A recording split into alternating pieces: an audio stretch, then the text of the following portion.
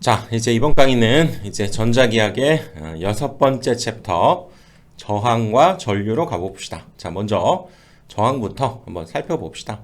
저항은 레지스턴스, 그러죠. 뭔가를 방해하는, 그렇죠? 그런 성분을 우리가 저항이다 이렇게 얘기하죠. 뭐에 저항한다, 뭐에 반대한다, 그런 의미가 있죠. 그래서 전기에서의 저항은 이렇게 우리가 예를 들어서 이런 회로를 구성해서 여기에 이렇게 두었을 때 이 도선이라든가, 그쵸? 이런 전선이라든가 또는 이런 부하 이런 자체가 저항을 우리가 가지고 있죠. 전류의 흐름을 방해한다는 얘기죠. 그래서 어떤 것들은 이렇게 전자를 흘려주면, 그쵸? 전류를 흘려주면 이렇게 전자의 흐름이 잘 일어나서 전류가 잘 흐르게 되는데, 어떤 경우는 또 다른 뭐 도선이라든가 이런 걸 써보면 여기에서는 전류의 흐름이 조금 느려지거나, 그쵸?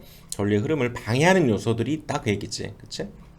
그래서 그런 원인이 과연 무언가 하고 살펴보니까 사실은 이 물질 내에 있는 원자의 배열 때문에 이런 저항, 전류의 흐름을 방해하는 성분들이 만들어지게 된다, 그 얘기죠. 그래서 예를 들어서 이 도선 같은 경우도 좀 우리가 확대를 한번 해보면, 일부분이죠. 일부분을 확대를 이렇게 해보면 여기에는 원자의 배열이 비교적 규칙적이고, 그쵸? 이런 전자 이동들을 비교적 이렇게 쉽게 하면서 전자가 이 원자의 배열 사이를 잘 뚫고 이렇게 진행하는, 그렇죠? 이런 모양을 갖게 되고, 또 이런 어떤 부도체, 그렇죠? 또는 절연체 이렇게 얘기하는데, 이런 물질에는 사실 이런 원자의 배열이 굉장히 불규칙하고 또 촘촘히 이렇게 돼 있어서 전자의 충돌이 만들어지고요. 그치? 그러다 보니까 전자가 여기 갇혀서 더 이상 흐르지 않게 되는, 뭐 전류도 흐르지 않게 되겠지. 이런 것들이 바로 원자의 배열에 의한 전자의 충돌, 이런 것 때문에 전류의 흐름을 방해하는 저항 성분이 만들어지겠구나라고 하는 것을 알 수 있다, 그 얘기죠. 그런데 그렇다면 이 저항이라고 하는 것은 도체가 어떤 종류냐, 뭐 금이냐, 은이냐, 철이냐, 구리냐, 또 이런 거에 따라서도 달라지겠죠. 그리고 굵기가 굵냐 또는 얇냐, 뭐 이런 거, 또 길이에 따라서도 이 저항값이 달라지는데, 자, 그거 한번 살펴보도록 합시다.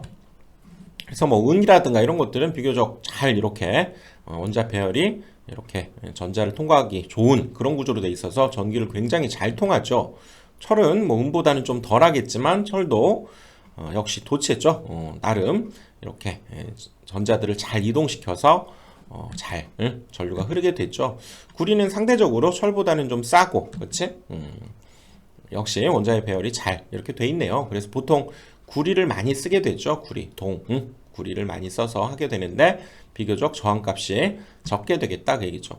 이렇게 각각의 물질마다 갖고 있는 고유의 저항값이 있다는 얘기죠. 이런 원자 배열이 다름에 따라서 그것을 우리가 고유 저항이다 이렇게 얘기하고, 기호로는 그리스 문자 이렇게 쓰고요. 로라고 있죠. 로 이렇게 읽어요.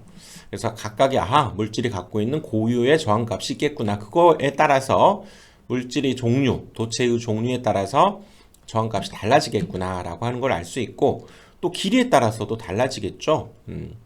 아무래도 이 녀석이 여기를 통과해서 여기까지 갈 때 거리가 멀면 더 많은 충돌이 일어나니까 그만큼 저항이 더 많이 발생하고, 그렇죠?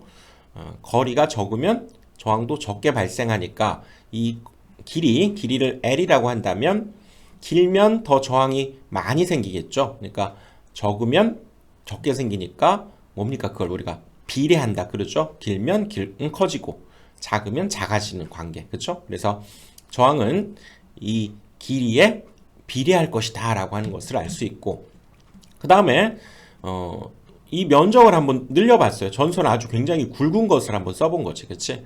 그럴 때에도 여기 보면 사실상 여기는 우리가 뭐 차선으로 얘기하면 얘는 막 4차선, 5차선 이렇게 됐죠. 그러니까 전자들이 갈 길이 많다, 그 얘기야. 그만큼 더 원활한 전류의 흐름을 만들어낼 수 있어서 얘는 면적이 클수록 저항은 작아지겠죠.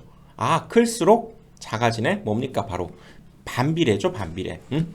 그래서 저항은 우리가 그때의 면적을 S라고 한다면 S에는 반비례할 것이다 라고 하는 것을 알 수 있죠. 그래서 저항을 우리가 이런 기호로 쓰게 되고요. 레지스턴스의 R을 따서 R이라고 보통 표현하고 단위는 ohm을 쓰게 됐죠. ohm. 그래서 이 저항은 고유 저항 값에 우리가 길이에는 비례하고 면적에는 반비례하니까 아하, R은 그래서 로의 S분의 L이라고 하는 식을 우리가 얻어낼 수 있겠다 그 얘기죠. 그럴 때 이 녀석이 고유 저항, 얘가 길이, 단면적 이런 저항의 성질을 우리가 알아볼 수 있다 그 얘기죠.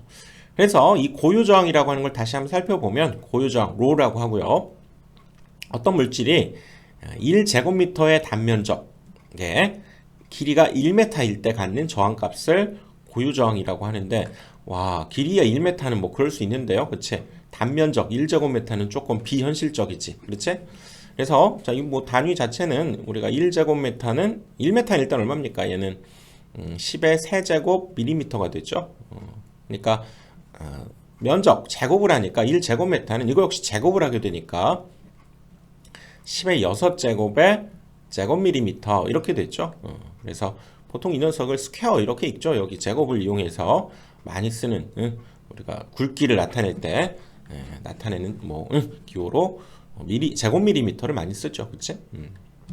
그래서 연동선의 고유 저항은 58분의 1이래요.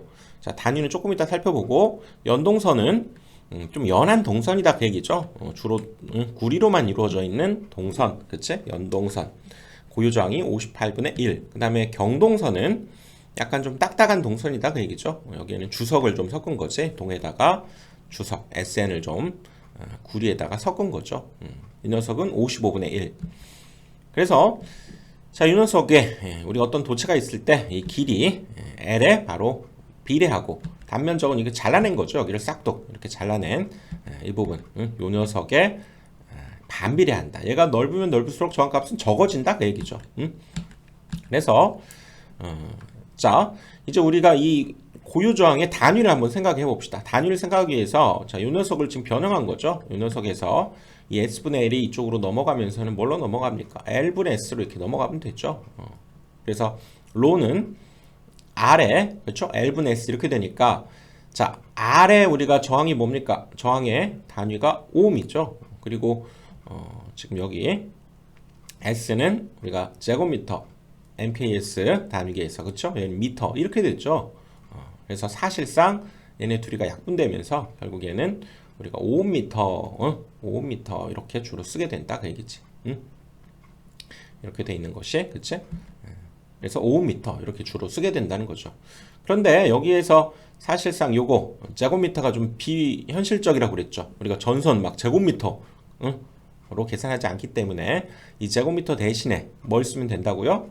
그렇다면 얘는 10의 6제곱 제곱밀리미터를 써주면 되겠다 그 얘기지. 그래서 요 녀석 대신에 제곱밀리미터를 쓰고요. 여기 미터를 쓰게 되면 이제 얘랑 같아지려면 여기에는 10의 6제곱이 사실상 붙어야 되죠. 아니면 즉 5m가 얘랑 같아지려면 뭐 당연히 이렇게 돼야 되고요. 아니면 이 녀석이 얘가 지금 여기 5의 제곱밀리미터 그다음에 여기 퍼미터 이렇게 되었을 때 같아지려면 이 앞에는 그럼 10의 마이너스 6제곱 이렇게 붙으면 되겠죠. 그래서 이 녀석 고유저항 로우의 단위가 58분의 1에 요걸 써서 5 제곱밀리미터 퍼 미터가 되는 거죠. 그치? 근데 이 녀석을 만약에 요 단위로 쓰게 되면 그대로 여기에다만 그쵸? 10의 마이너스 6제곱 5m 이것만 더 추가해 주면 된다는 얘기죠. 그래서 경동선은 55분의 1 그 다음에 알루미늄선은 35분의 1 이렇게 된다는 거죠. 고유저항값. 자, 이제 오음의 법칙으로 한번 가봅시다. 전기저항이 등장하는 아주 중요한 뭡니까? V는 IR이죠. V는 IR. 이거에 의해서 R은 그쵸? R은 I분의 V다 이렇게 얘기할 수 있지. 그치? 그래서 이렇게 우리가 회로에서 전압을 주고요. 저항 R이 있을 때 그때 흐르는 전류 사이의 관계. 그치? 그걸로부터 R은 I분의 V다 라고 하는 오음의 법칙을 알 수 있어서 뭐 저항은 이 전압에 비례하고요. 그치? 그 다음에 전류에는 반비례한다 라고 하는 것을 오음의 법칙으로부터 우리가 해석해낼 수 있겠지. 그 다음에 이제 컨덕턴스라고 하는 개념도 다시 한번 알아보면 컨덕턴스는 저항분의 1이라고 하는 것을 가지고 새롭게 G라고 정의하고 저항에 반비례한다. 저항은 전류를 잘 못 흐르게 하는 거였죠. 그렇다면 그거에 반대되는 어떤 성분으로 우리가 해석할 수 있으니까 얘는 오히려 전류를 잘 흐르게 하는 그런 성분이다. 이렇게 얘기할 수 있겠죠. 그치? 그리고 저항의 단위가 이렇게 써서 오음이라고 그랬죠. 오음.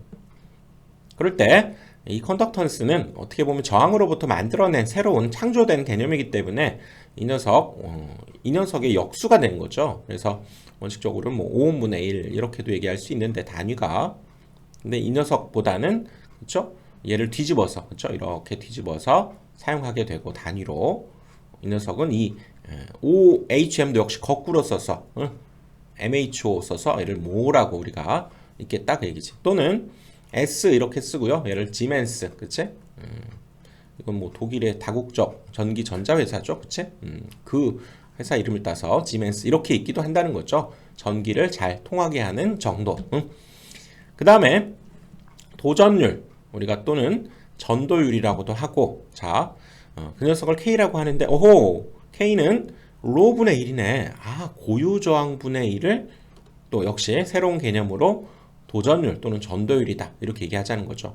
이 고유 저항 자체는 뭐였습니까? 사실상 저항이죠, 저항. 그러니까 약간 컨덕턴스와 비슷한 개념으로 이 값이 크면 클수록 전류를 잘 통하게 하는 그런 어떤 비율 이런 걸 의미하게 되겠다 그 얘기지. 그래서 우리가 로분의 1보다는 뭐 K를 써서 조금 편리한 경우가 있기 때문에 그렇게 하고요. 이 녀석 고유 저항의 단위는 5m였죠. 그러니까 얘는 그것분의 1이 이 녀석의 단위가 될 것이다. 그 얘기죠. 그래서 이 5분의 1은 뭐라고 쓰면 된다고요? 요거 모로 써도 되니까 이렇게 단위를 쓰기도 한다. 그 얘기지. 그래서 이제 전도율에서 한 단계 좀 더 나아가서요. 우리가 퍼센트 전도율이라고 하는 것을 개념을 도입하는데 얘는 보통 이렇게 쓰게 되고 퍼센트 C 이렇게 쓰게 되고요. 연동의 전도율. 연동은 뭡니까? 연한 동선을 뜻하는 거죠.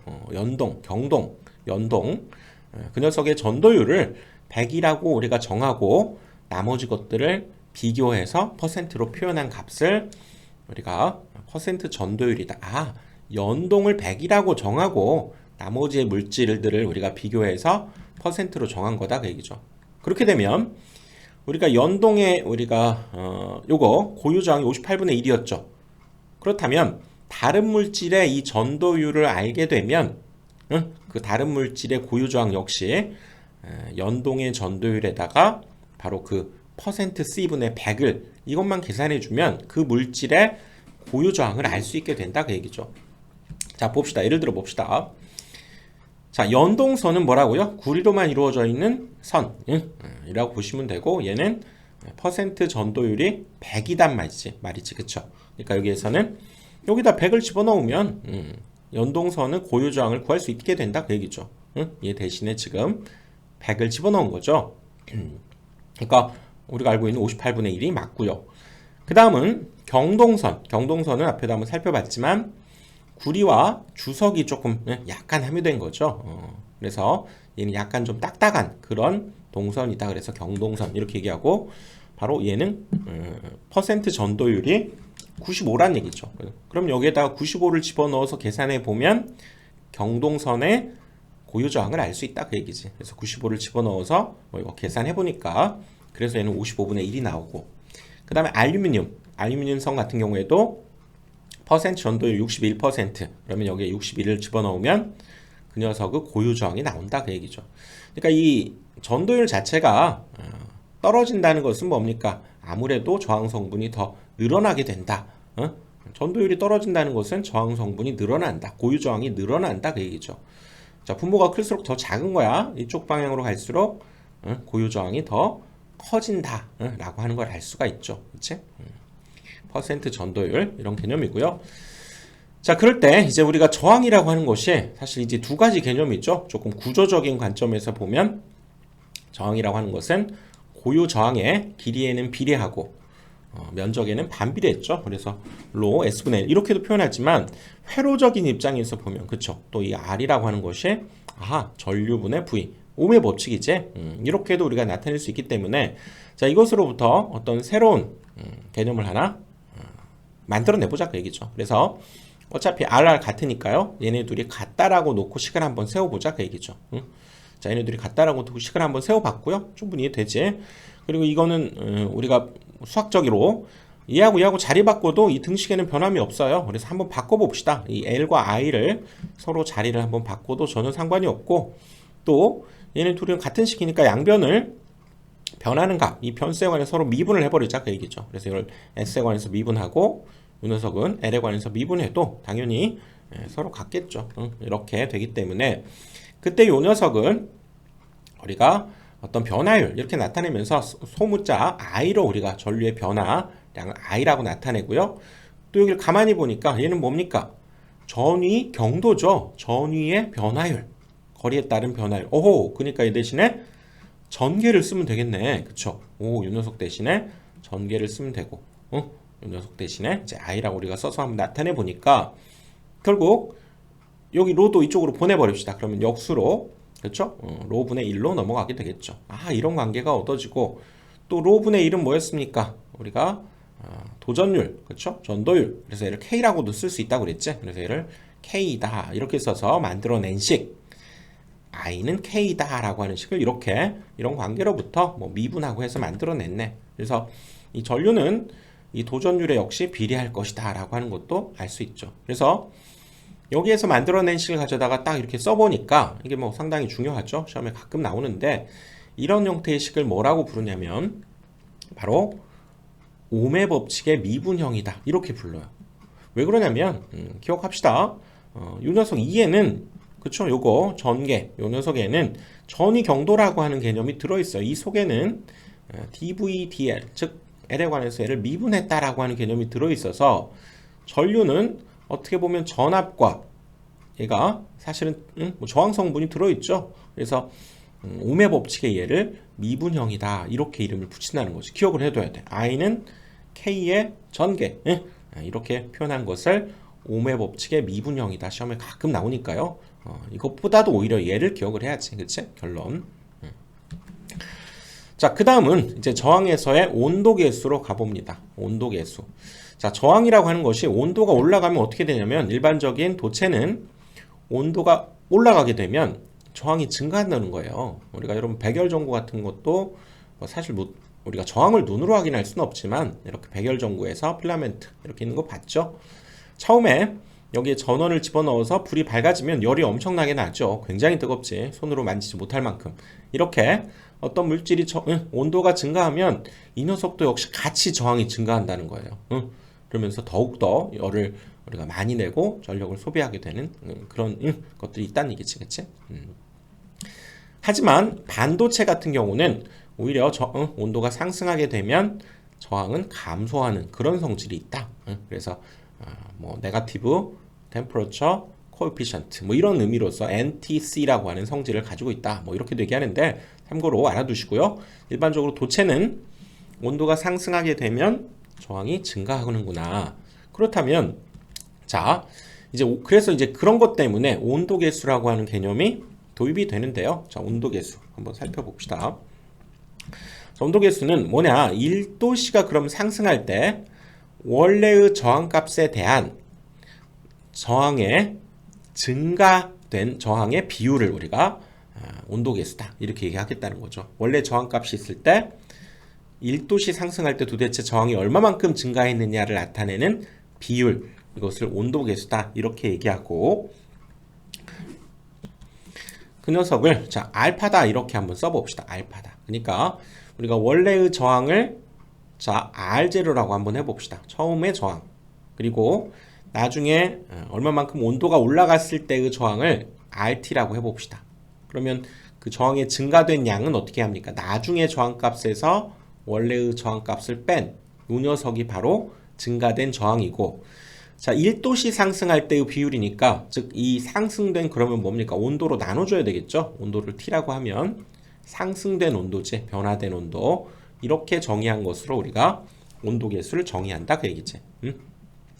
이렇게 요 식을 그대로 지금 써준 거예요. 이렇게 온도 계수가 정의되고 뭐 요 녀석이 시험에 나온다기보다는 아무튼 뭐 이런 의미가 있다 이렇게 생각을 하시고요. T는 온도의 변화량을 나타낸다. 그럴 때 그렇다면 우리가 나중 저항, 온도가 상승되어서 나중에 측정된 그 저항값을 RT라고 한다면 사실 이 식에서 나온 거죠. 이 식에서 한번 변형을 해볼까요? RT가 어떻게 나온 거냐면 자, 요 녀석 둘에 분모에 있는 거니까 이쪽으로 곱하기로 가면 되겠죠. 그래서 R0 쓰고요. 알파 쓰고 T 이렇게 써봅시다. 그것이 우변에는 얘만 남게 되죠. RT에 R0 얘만 남게 되죠. 그래서 이것마저도 이쪽으로 넘기면 이것마저도 넘기면 뭐 플러스 R0 이렇게 넘어가게 되겠죠. 그래서 RT는 처음 저항에 R0 알파 T라고 하는 식이 이 정의에 의해서 이렇게 만들어진 거고 이 녀석을 뭐 공통인수 R0가 있으니까 R0를 이렇게 묶어내 보면 뭐 이렇게 표현할 수도 있겠죠. 그러니까 이걸 공식화해서 자, 온도계수 알파를 갖고요. 온도의 변화량 T라고 했을 때 그때 처음 저항 R0로부터 나중 저항, 그쵸? 변화된 최종 저항 RT를 구하라 그러면 이 식에 의해서 구해볼 수 있다 그 얘기지. 단위는 당연히 오음이고요. 그리고 그때의 이 우리가 표준 연동선 이 녀석을 보통 기준으로 계속 우리가 잡아나가고 있기 때문에 연동선은 온도계수를 좀 기억해 두면 그쵸? 연동선의 온도계수를 우리가 알파 제로다 이렇게 얘기하면 알파 제로는 1, 2, 3, 4, 5 외우기도 쉽네 그쵸?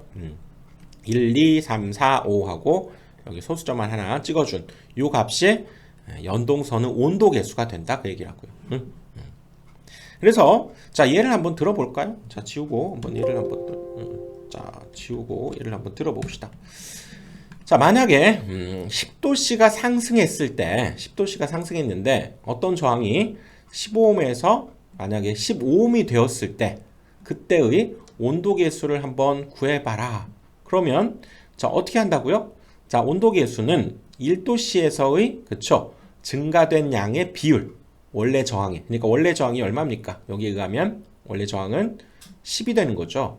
그리고 이건 변화된 저항값 얼마? 15-10이 되는 거고 그때 1도씨 상승할 때의 우리가 값이니까 여기 10도씨 상승했다고 하면 당연히 그 10으로 나눠야 되죠. 그래서 이게 바로 온도계수가 된다 그 얘기지. 이 저항의 온도계수. 그래서 얘는 100분의 그럼 5가 되나요? 그래서 얘는 0.05 비율로는 0.05고요. 퍼센트로는 얘는 5%다. 뭐 이렇게 얘기해 주면 되겠지. 그치? 자, 이것이 이제 온도계수의 어떤 의미였다면 자, 또 한번 문제를 또 가봅시다. 예를 들어서 자, 5% 온도계수를 가지고 있는 어떤 저항이 있는데 그 저항이 15ohm이었는데요. 현재 15ohm이었는데 10도씨 상승했을 때 10도씨 상승했을 때의 저항값을 한번 구해봐라 그러면 바로 요 녀석을 쓰자는 얘기지. 요 녀석 그쵸?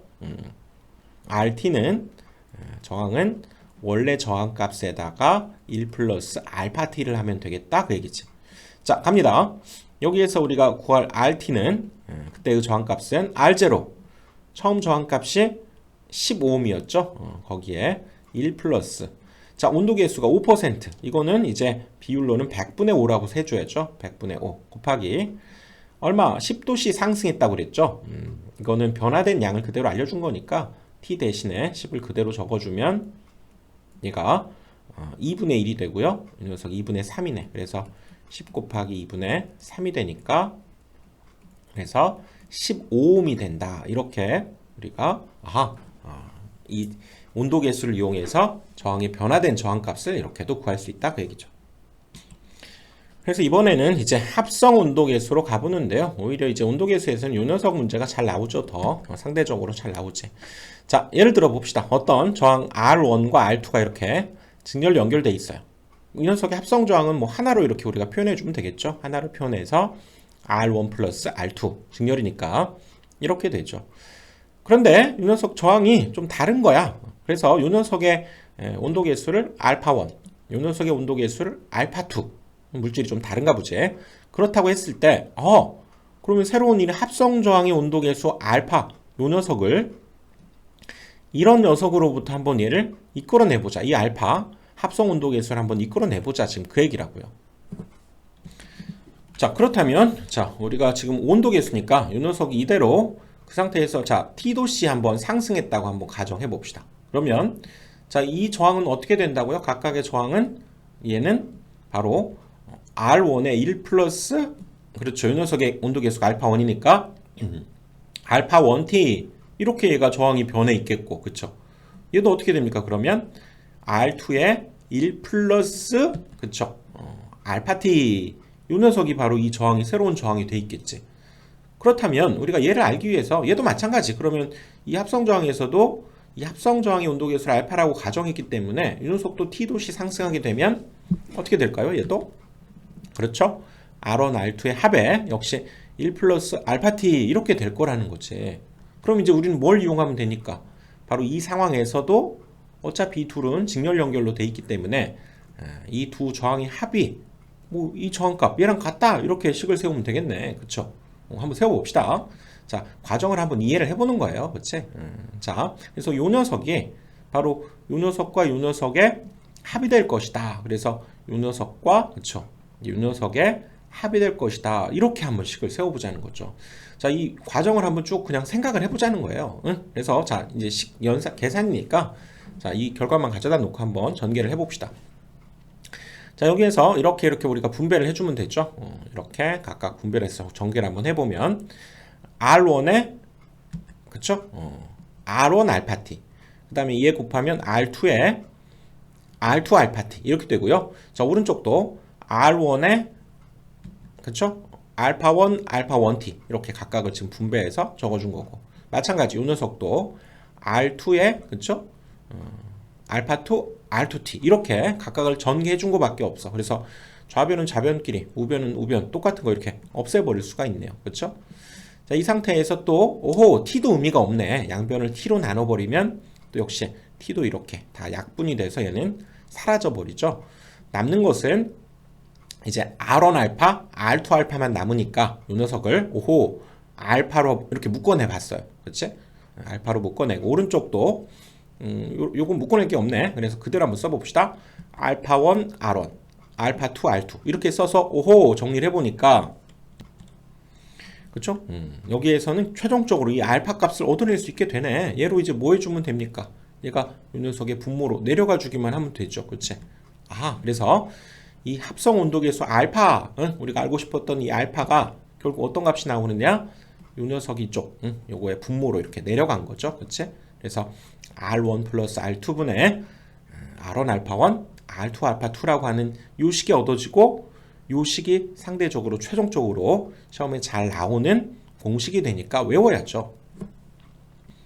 아, 그래서 어떤 저항, 그쵸? 두 개가 이렇게 있었을 때, 이 저항을 R1, R2였는데, 각각이 또 알파1과 알파2를 갖는 그런 온도계수를 가졌을 때, 이 녀석의 합성 저항, 우리가 라지 R이라고 해볼까요? 당연히 이 녀석은 또 알파라고 하는 그쵸? 온도계수를 갖게 될 것이다. 그때의 이 합성 온도계수를 이렇게 한번 구해보자 그 얘기죠. 알겠지? 요식 기억해야 돼요. 그래서 요 둘이 더한 것분에 자기끼리 이렇게 곱하네. 알파1 R1, 알파2 R2 그거에 곱한 것의 합이 바로 분자에 오면 되겠네요. 자, 기억을 해둬야 돼. 이거 꼭 기억을 해둬야죠. 그치? 자, 이렇게 해서 우리가 저항의 어떤 본질과 또 저항의 오음의 법칙, 그 다음에 그쵸? I는 K라고 하는 오음의 법칙의 미분형 이런 것도 살펴봤고요. 그 다음에 합성 온도계수까지 이번 강의에서 살펴봤습니다. 자, 다음 강의에서 또 이어서 가봅시다.